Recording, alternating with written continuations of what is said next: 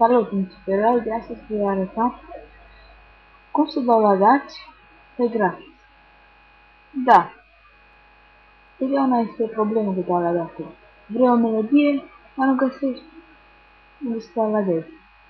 Eu am soluția.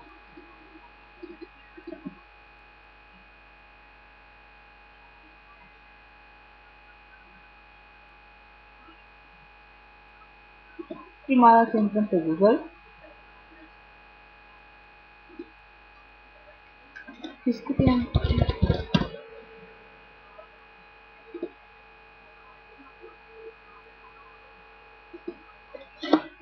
căutăm melodia care vrem, să zicem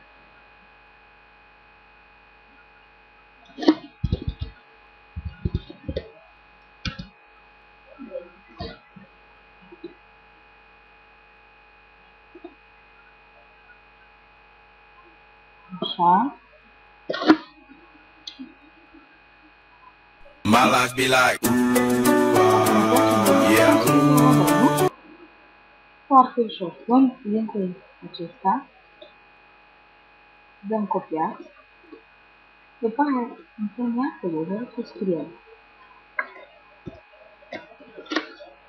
YouTube Convert. Mi-a dat deja și intrați la primul. Așa. Foarte ușor și lipiți linkul. Dați Convert video, uitați cum se vede de download, simplu, se descarcă, puteți să faceți, să downloadați cât vreți, fără limită. Dacă v-a plăcut video, dați subscribe și like.